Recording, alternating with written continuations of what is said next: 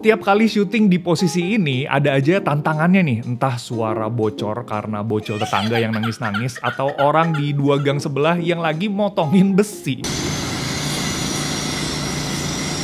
Dari situ gue berencana buat gantiin mic condenser ke mic yang lebih cocok buat kondisi studio yang kayak begini.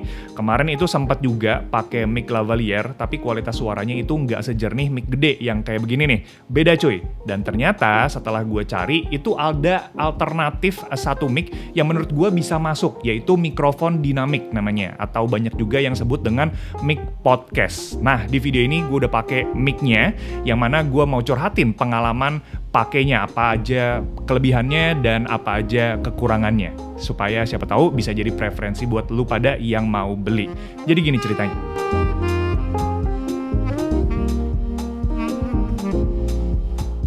Tapi sebelum gue mulai curhatnya, gue mau bilang terima kasih buat lu yang udah support Gettizen dengan subscribe dan komen. Setiap cerita yang kalian bagiin di bawah itu sangat berarti buat gue.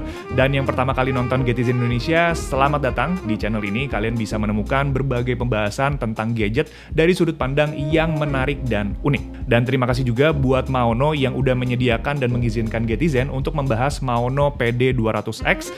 Dan seluruh pembahasan di video ini merupakan pendapat pribadi ya, jadi pembahasan akan lebih santai dan bersifat subjektif. Lengkapnya soal mic ini udah gue taruh di kolom deskripsi. Sekarang kita lanjut ke curhatannya. Oke, sebagai konteks, Maono ini punya beberapa varian mikrofon dynamic. Dari yang PD100X, ada PD300X, HD300X, sampai PD400X. Jadi yang PD200X ini bisa dibilang ada di tengah-tengah. Dan versi ini juga ada pilihan warna putihnya ya. Nah, karena sebelumnya gue pakai arm dengan ujung yang 5/8, jadi gue tinggal sambungin nih ke mic-nya. Nah, karena gue nggak pakai audio mixer, jadi gue tinggal colokin aja kabel USB Type-C ke mic-nya dan ujung Type-C satunya lagi ke MacBook. Atau kalau lu pakai PC, itu ada adapter ke USB Type-A juga.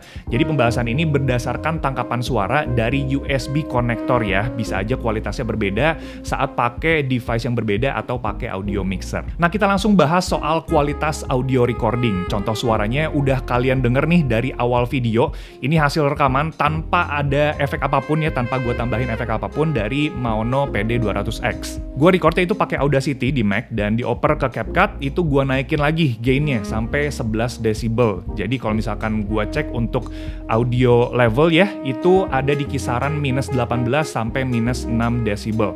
Atau lu juga bisa atur gainnya lewat knob yang ada di bagian atas sini. Kalau warna hijau itu buat naikin mic gainnya, dan dipencet sekali jadi warna biru tuh LED-nya, itu buat atur volume buat audio monitoring. Tapi secara personal, yang gue suka dari mic ini adalah dia bisa nangkep suara gue secara spesifik ya, dan menyampingkan suara bocil yang ada di samping dan orang yang motong besi tadi. Gue juga bisa atur tone suara dan EQ secara leluasa di aplikasi Maono Link. Di sini gue bisa ganti ke tone yang natural, deep, sampai legacy yang bikin suara itu jadi lebih berat. Ini gue kasih contoh untuk suara yang deep, A, B, C, D. Dan ini suara yang original, A, B, C, D. Dan ini suara buat yang natural ya, A, B, C, D. Dan gue balik lagi ke legacy, A, B, C, D. Yang tadi gue pakai ini legacy ya. Nah, untuk pengaturan EQ-nya sendiri ini ada beberapa pilihan ya, dari flat, high pass filter atau HPF, terus ada presence boost, dan HPF plus presence boost, sampai custom, lo atur sendiri.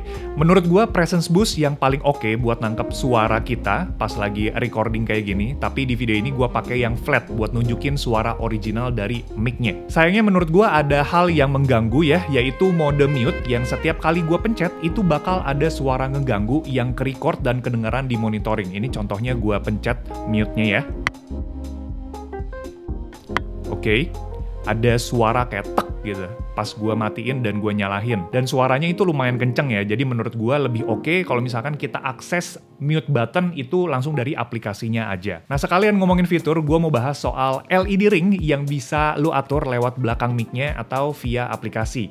Jadi total itu ada 8 warna yang bisa lu pilih, dan ada satu lagi warna yang mix. Tingkat kecerahannya sendiri ini bisa lu atur atau lu bisa matiin juga. Kalau gue ini sekarang pakai yang warna putih, tapi bisa gue atur-atur juga ke merah, orange, dan sebagainya.